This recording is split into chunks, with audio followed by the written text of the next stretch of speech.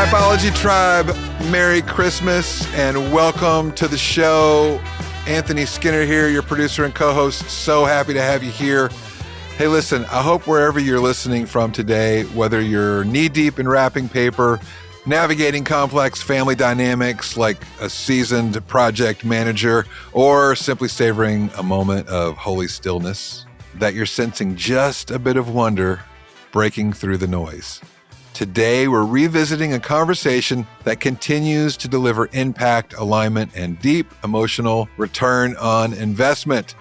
You'll hear Ian in rare form, along with our dear friend and ever insightful AJ Sherrill. And since this episode centers on rediscovering the Christmas story, it feels like the perfect companion for your day, equal parts soulful, thoughtful, and just disruptive enough to shake loose a little holiday cynicism if it's crept in.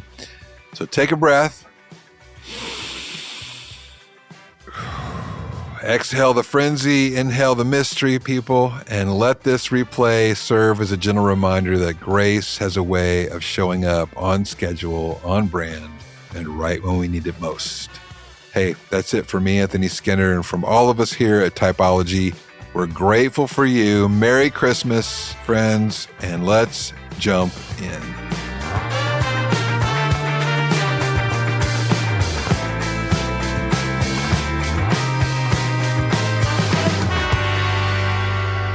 Hey, Typology Tribe. Man, I'm excited to be back with you. Welcome again to the podcast on which we explore the mystery of the human personality. And today we have on our dear friend, Enneagram Three, AJ Sherrill. Welcome to the show. Wow, great to be back. Love chatting with the two. With the three of us. The three of us? What happened? Oh my goodness. What you're talking about, AJ, is Ian, me, and your photograph that is a part of this episode as well. That is what we're talking about. Thanks for the clarification on my words. That's why you said three. Yes. Well, maybe it's my Enneagram 3 coming out. It's just that's the podcast. That's going to be part of the podcast. Yeah. But the reason we're laughing, everyone, is that AJ's publicist sent over his picture in which he is wearing a black clerical shirt and a white Anglican collar.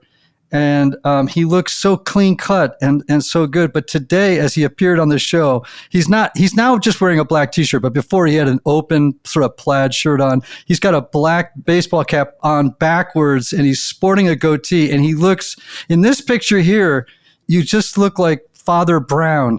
And then now Ready to solve a mystery. Yeah, about to solve a mystery. And now on camera, you look like Eminem, like in 1995.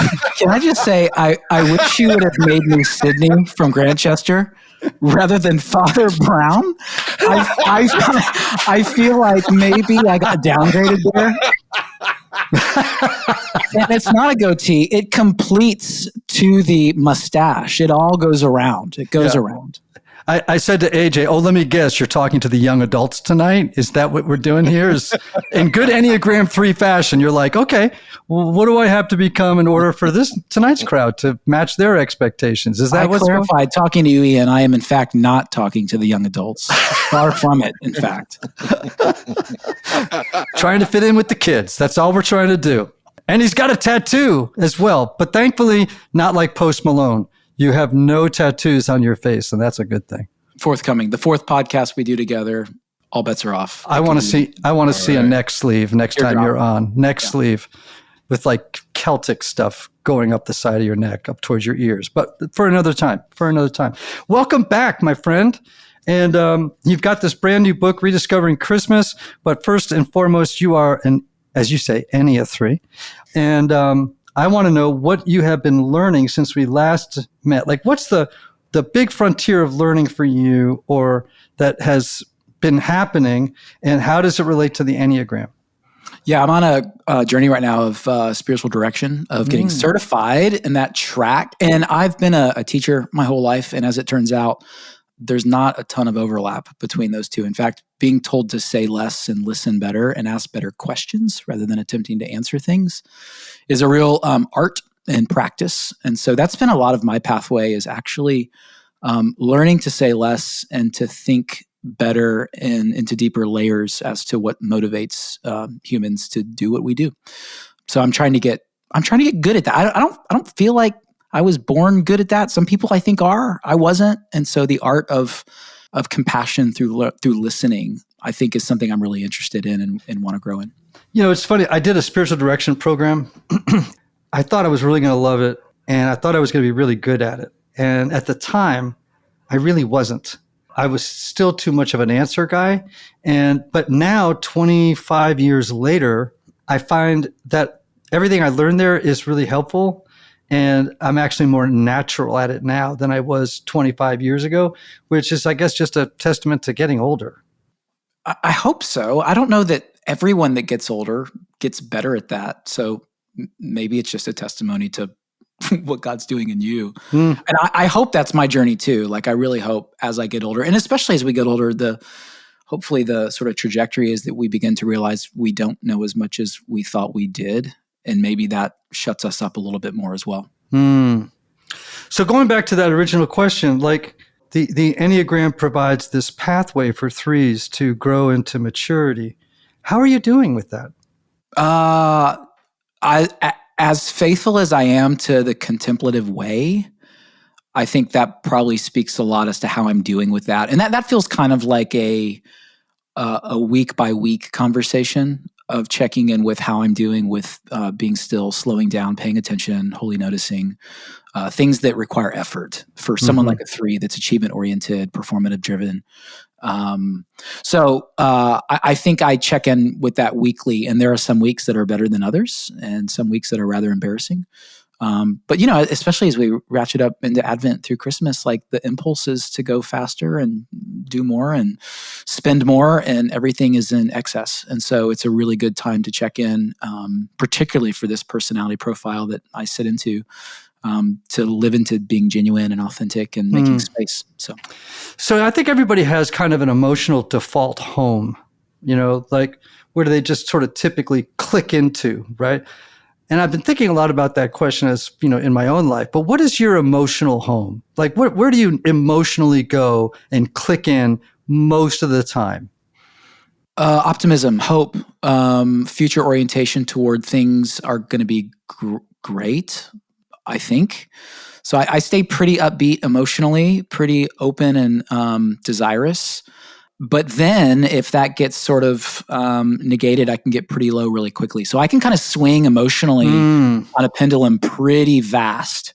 And so a lot of it, again, it comes back to if I'm not careful evaluating my life based on circumstantial sort of events. And, it's a pretty vulnerable place to be. Do you think that's sort of going from the high side of 3 to the low side of 9? Like that where you kind of get depressed and kind of numb. I numb out, binge out. Like that's like a huge thing. I've been paying attention more to those eras, especially, stress, of just noticing more like, wow, why am I watching the 3rd episode of this right now? Like what am I avoiding right now? Those sorts of things have been really important for me, particularly in this season. Yeah. It's so interesting. I've noticed in my own life lately that oftentimes I fall into these compulsive patterns, whether it's scrolling or Netflix or eating or something. And usually it's because I'm bored. Boredom is like a real problem in my life right now. Like I have these big swaths of time when I'm really, really, really, really, really busy. And then these big open blocks of time where I'm just listless and like wandering around the house, wondering what I'm supposed to do next. And I was just talking with a therapist recently, like, I got to figure this out. Like, I got to figure out some ways to be a little bit more creative with my life, I can tell you all about where to buy the best shoes right now because of my social media feed. It throws me out. Like, I can tell you all about the various websites where Nike flights are going to give you the best deal. It's insane how I can get lost in the sort of scrolling around shoes, and I'm not even in the market. Yeah. Yeah. Well, somebody heard you talking about it. That's the problem. And then this happened. All right, let's talk about this rediscovering Christmas and surprising insights into the story you thought you knew. What got you to write this book? Let's get back to boredom, as you were suggesting. I found that around Christmas, Easter, these sorts of times in a church, for example, Christians get pretty glazed over and bored. And so they divert to either like some sort of, glazed cynicism or a kind of like substitute excitement. Like I'll give you an example. A few years ago, like my soul sank in my 20s, decades ago. Crazy. It's been that long. We did a laser show. I remember just thinking that this is what we do now. The best story on earth is God taking on flesh and walking around in the neighborhood. And to talk about that, we use lasers. And something just sort of like, just really funny. Something just sort of died in my soul. It was a church I was serving at in my 20s. And it was just like, this can't happen again. And it was one of those, I was like, okay, we've sort of lost the mystery of the story, but maybe there's more to the story that we have never actually talked about. And so I've been on a really long contextual journey, particularly around first century antiquity, Greco-Roman, Hebraic culture, of understanding what are some things that we might discover that maybe have been in the story the whole time, but we've sort of either glossed over and now we're sort of glazed out. And so that's what I began to see in the church, is just people being like, just bored and saying there has to be more than this. This mystery that we behold this time of season has to be better than this. All right, so tell me about the more of this. Let me use a metaphor. So this idea of a tel, T-E-L, it's a hill. I mean, you've probably heard of cities like Tel Aviv. It means hill, Aviv, spring. And in a lot of places in the ancient Near East, a lot of places in the world, in fact, you can have up to like 20 layers of different cultures that have built upon itself. And so to actually get into the depth of what's underneath all these things requires digging. And so I think that's a great metaphor for what's happened with the church over the last few hundred years, that culturally, I think times like Christmas have become a tell. We just have so many cultural layers, from Aunt Sally's fruitcake to, lawn inflatables to Santa Claus and that whole panoply and reindeer, whatever, right? Whatever. It's not bad stuff. It's just stuff that obscures the depth of the story that needs to be told every year, and which is Christ is born, like Emmanuel, Christ with us, God with us. That's something to talk about that we shouldn't glaze over at if we're being honest and sincere in our pursuit. So there's a lot of beautiful contextual reality that we've not unearthed in the local church in the West. And when you begin to do that, you begin to see that there's more to these characters that surround the Nativity story than we thought we knew, in ways that really challenge life today. All right, give me an example. Give me a couple of examples. Well, let's take a couple examples. I'll start with the innkeeper. The innkeeper doesn't exist. I know the innkeeper was in all of our plays growing up, things of that nature. And the innkeeper was always like that guy that held up a no vacancy sign at the La Quinta, the Holiday Inn, go down the road. We don't have any place available. That's the story I grew up hearing, is that there was an innkeeper who didn't have any space, so we don't have any place for you, so go to that barn over there. It's actually the exact opposite. It was probably a guest house, a guest room, you should say, in a house, and there was no availability in there because there was a census. And so you can imagine that a lot of people are coming back. And this actually is probably a homeowner for someone that Mary and Joseph probably knew. And he did the exact opposite of a social stigma that would have been on a pregnant couple that weren't fully married in the Jewish worldview in a Jewish town.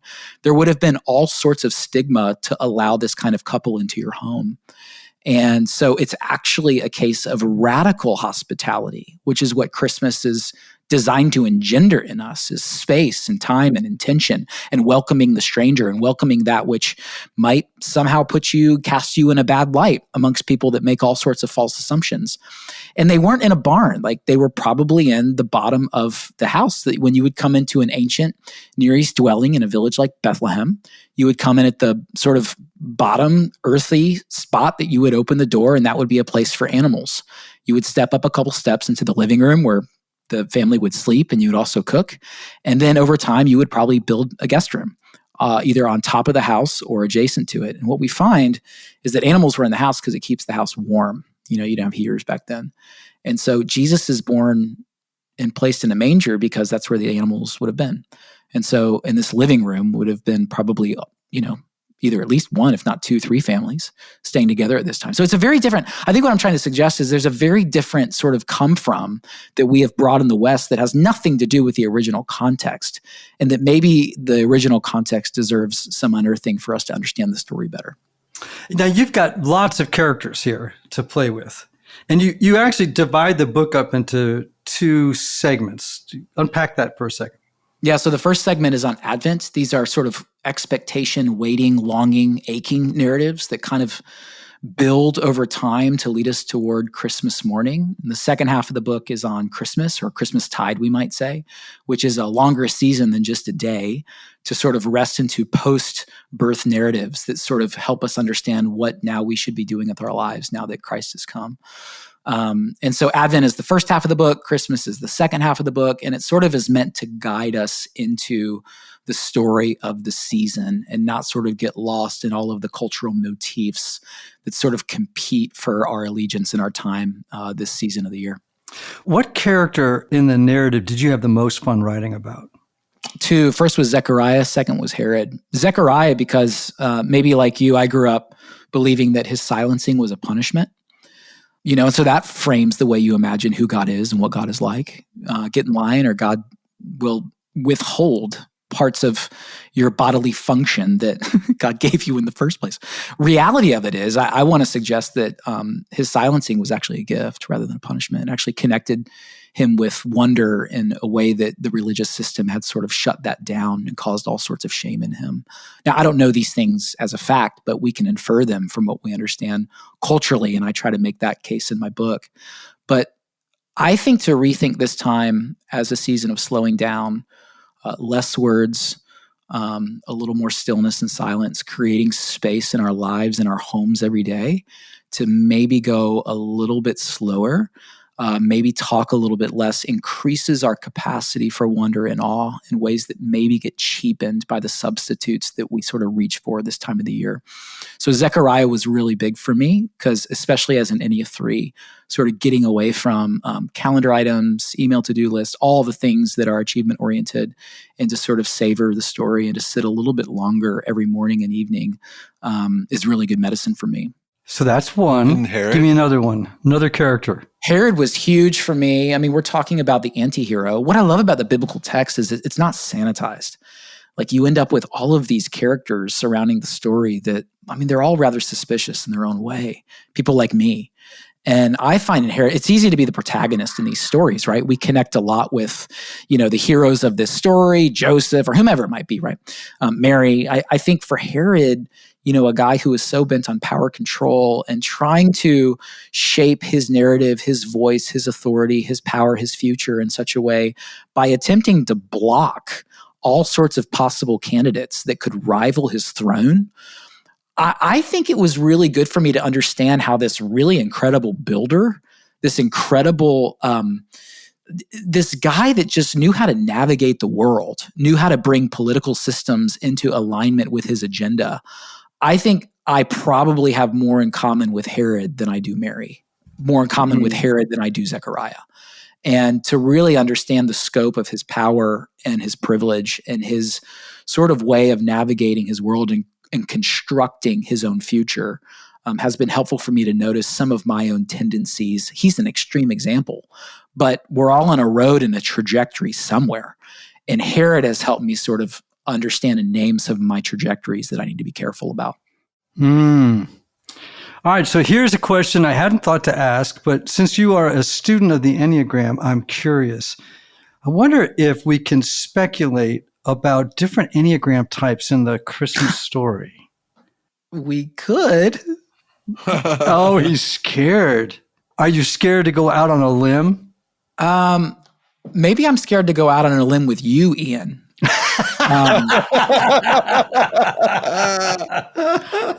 Knowing I would talk to you today, I've given it a little bit of thought. Have you really?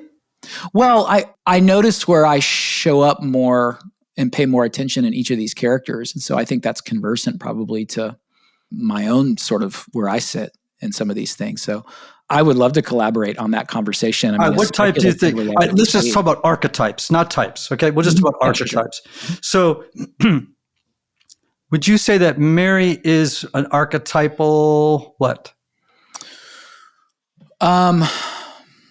6. Ooh, pray tell. I see someone that is deeply interested in collaborating with the divine. Someone who may have initial hesitancy, even though the text only gives us just a glimmer of that, but someone who aligns with the story and is able to significantly hold space for something significant. I mean, we see this often in 6 in their leadership capacity and the things they're able to accomplish. Someone who obviously exercised a tremendous deal of courage in spite of the fears that she probably felt. So where would you imagine her in that? I can see 6. I suppose and this would be the more sort of obvious answer, sort of works poetically as a 2, bearing love. It's interesting. I just heard a long lecture on Mary from a PhD student that was really illuminating just that the power of that yes to God as a model for our own lives. But I like the idea of 6. I think that's really interesting. What about Joseph? I mean, I think we see a lot of 9. Yeah, I was going to say that. Right? I mean, he's kind of the guy in the background. What I'm trying to do in Joseph is bring him to the foreground. I don't think we give Joseph enough cred. Did you see Father Stu?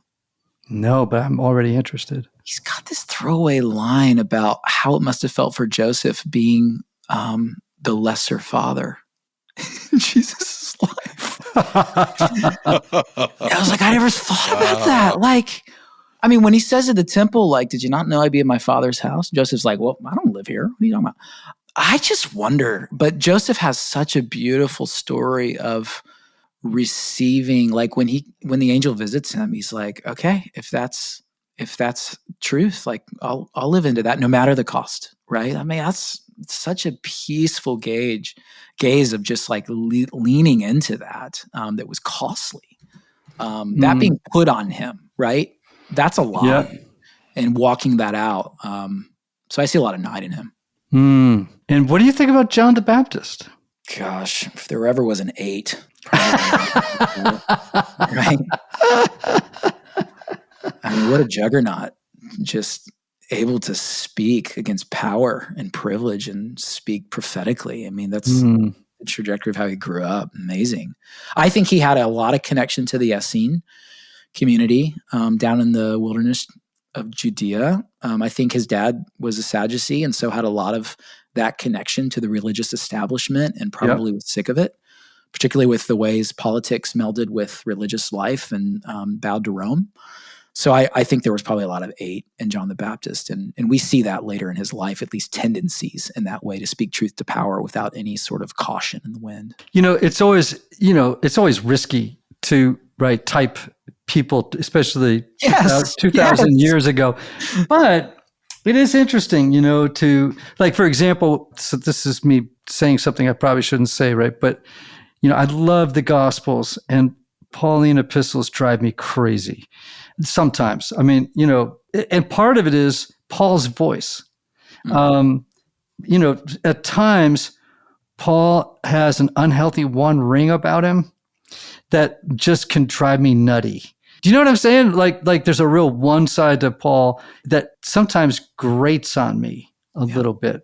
So in some ways it's like, oh, well, that's me. Like it's not Paul, that's really me and my own lens. And so again, this is more purely for the sake of entertainment than it is for anything accurate. But there are a bunch of books, and some that were written by spiritual directors a long time ago about biblical figures in the Enneagram that are kind of interesting when we think of them as archetypes, because in a way they serve as models for us potentially in our own spiritual growth and direction. No doubt. And I think recovering their two-dimensionality, allowing them to enter our world, but also allowing us to sort of, particularly with this book and the Nativity, of imagining where are we in the story alongside of them? Where do we find ourselves? Where do we find ourselves more like or less like some of these characters? Because I think that's the gift of the scripture, isn't a two-dimension historical sort of, it's entering into a larger story of those who have lived out, though our particularities are different across time and space and technologies, our come-froms and our motives, I mean, all of these things that you talk a lot about, they're the same. Mm-hmm. We're dealing with pride just like we dealt then. We're dealing with lust. These aren't novel concepts, right? No, sin is very unimaginative. We're so cliche. I know we think we're novel. We're so cliche. I've had people say to me before, I'm such a sinner, and I'm like, don't flatter yourself. I'm like, you think you came up with something new? You think this is new? Yeah. This is like very uncreative stuff. Well, I've been fooling around with my wife. I mean, really? That's it? Really? Throw something at me fresh and new. This is old stuff, right? It's the same stuff that has dogged people from the beginning of time. And I think that's why I said what I did about Herod, is that there are shapes and contours of his character that is a cautionary tale. And, it's easy to dismiss him, to say like, well, what an idiot, what a power. But yet there are things in me where I find it's helpful to connect with that and to be aware and to notice that. Because I think each of these characters express a response to the story. And that's what this season has for us, is how are we going to respond to the immensity of this story particularly. And some of us are going to ignore and walk away and, whatever. Others of us are going to feel threatened by it because I want to be Lord of my own life or whatever. Other of us are going to receive it like Mary did. And that sounds really hard, but wow, what a model. So I'm with you on that. Sorry, Anthony, I felt like I cut you off on there. No. Speaking of Herod, was there any threeness with Herod that kind of, that you thought, ouch? I'll tell you the part that is so, I'll say brilliant. I don't mean it in the positive way. I mean, you talk about a guy with agility, ambidexterity in his personality. He was like, culturally, he spoke Greek, culturally Roman, religiously Jew, from the Nabatean world. I mean, we are talking about a guy that knew how to forge. In any room he was in, he could relate to whomever he was talking to build alliances. And this is a guy that probably could split his personality across the Middle Eastern world and talk to anybody and get what he wanted. So this is a guy that probably didn't know who he was. I mean, he killed his own wife, at least one of them, killed his own kids. Are you kidding me?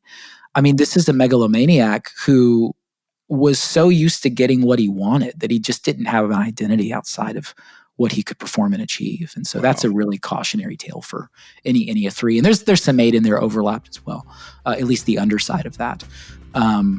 But it's a sad case to be eaten by worms.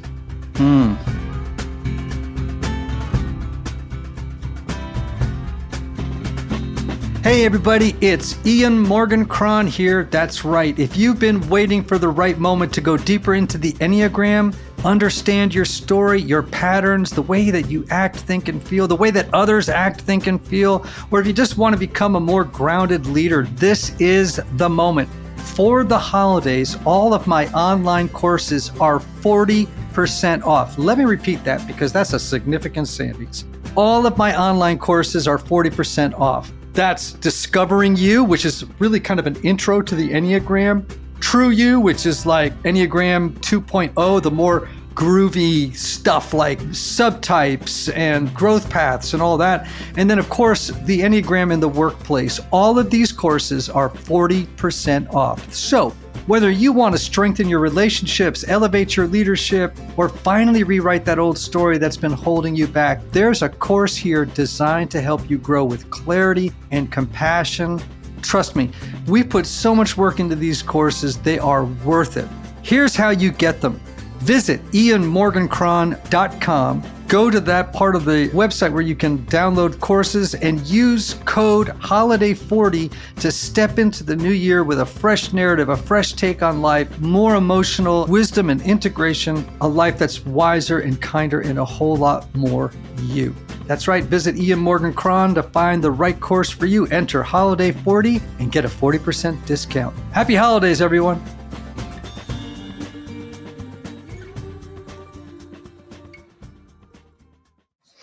So let's talk about some characters in the story that don't get enough press. Let's talk about the angels for a second.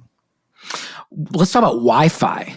So I've learned I don't know if this is true, but this is what I read a long time ago, is that you can, if Wi-Fi was visible, it would look like rainbows everywhere you go. It would Really? it would flood the environments that you're in with rainbow color. And I'm like, okay, that's interesting, because the first thing we do when we go, let's just say we're at a hotel. The first thing we do when we get into our room is probably ask for the Wi-Fi password. Like, what's the Wi-Fi password, right? Which is weird. Yeah. And we're acknowledging from the very get-go that there is an invisible realm that we long to connect to, that is true whether we like it or not, and it looks like rainbows if we could see it. And I want to suggest for those of you like me that sometimes struggle with the invisible realm, that it's possible that what we see in angels on so many pages of Scripture, more than we would assume, is that there is angelic presence that floods the story from Genesis to Revelation. And is it possible that just as Wi-Fi, is it possible that angels pulsate the entire creation and we're not aware of it? That the divine is flooded in the universe and we just largely remain unaware of this generous gift amongst us. So I don't know how that interfaces with our days. I just know we're not alone. Never have been and never will be. And that's interesting to me because angels are all over the gospel nativity and nobody talks about them as like leading characters. They're always just kind of support staff. And I think it's interesting to consider the pulsating nature of divinity all around us all the time. And that is what you're describing, right, is in some ways the purpose of contemplative practice and contemplative life, which is to awaken our imaginations and our senses to the presence of God in all things. Yes. I mean, what if we don't, what we call prayer, what if we don't start the conversation? What if the conversation has already been happening and we're called to join that in quiet silence of being still and allowing God to fill every space in who we are? I like to think prayer is more of a conversation that we're joining rather than starting. Love that. Yeah, for sure. For sure. And I think that is a whole other topic of conversation, which is the Christian imagination or the lack thereof. Yeah. And when you don't have much of an imagination, lasers start to look really good. Isn't that true? Yes. I'm glad that came full circle. AJ, could you type the three wise men based upon the gifts they brought?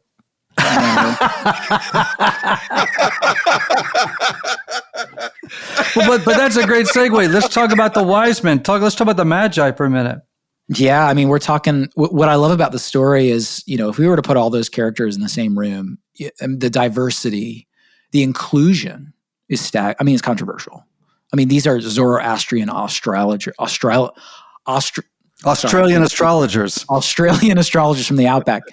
I mean, these are astrological Zoroastrian philosophers who had given their whole life to the craft of star charting. I mean, how do you translate that into today's world? Probably some sort of new age guru that's palm reading, trying to pay attention to the signs of zodiac. You know what I mean? Like that we've allowed their inclusion, that they are too invited. I think we've lost touch with like what we're saying, that the Magi are invited to this manger. It's staggering, actually. But these are guys that we think probably came from some sense of the Arabian sort of peninsula, just because of the kinds of gifts they brought. It was you mined for gold around there. There was gold that was found all the time, and even the spices, the myrrh.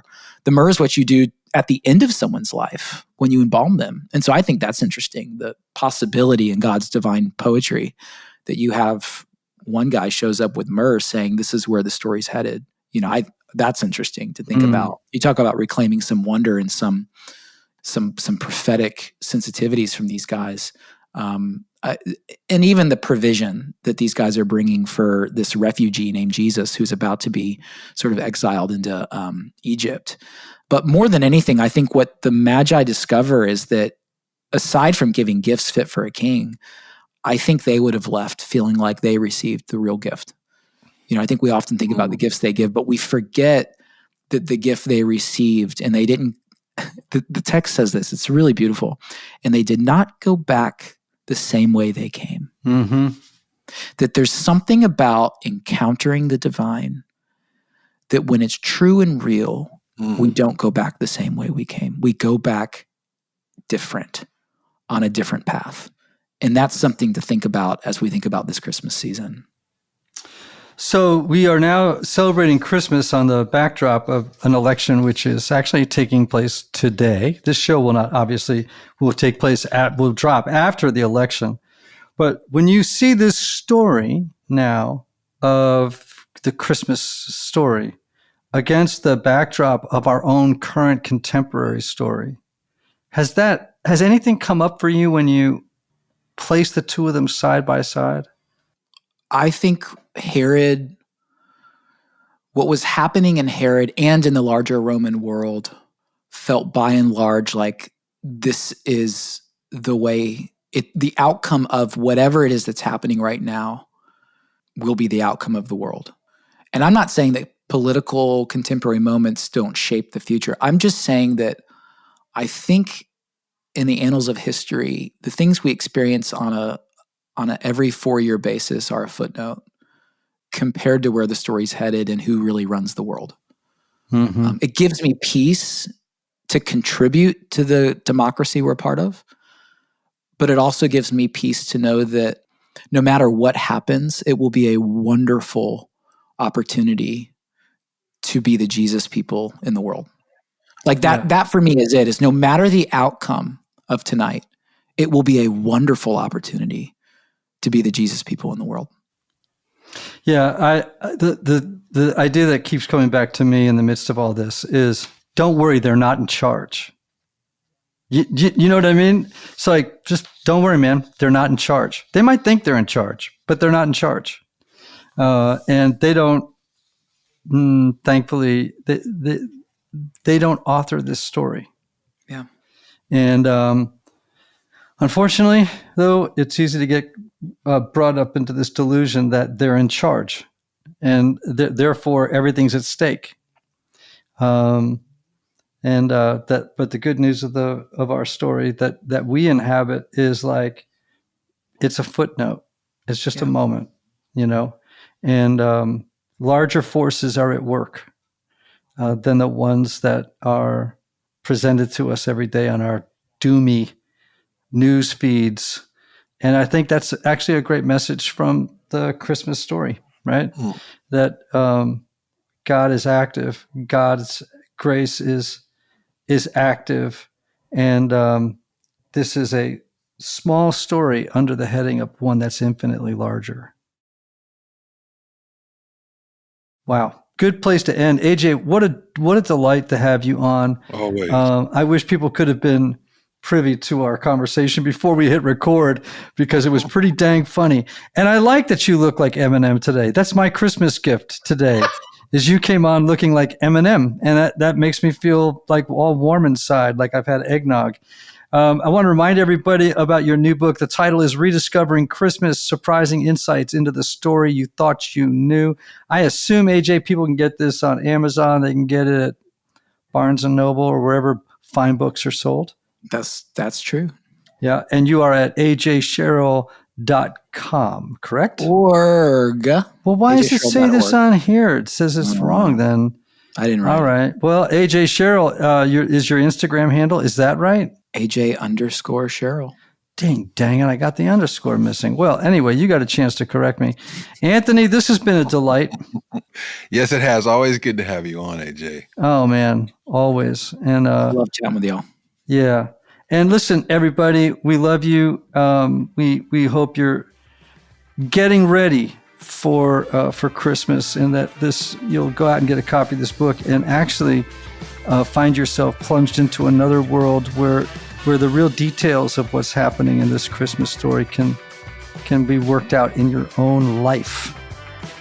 And may you have love, may you have joy, may you have peace, may you have healing, may you have rest. Until next time.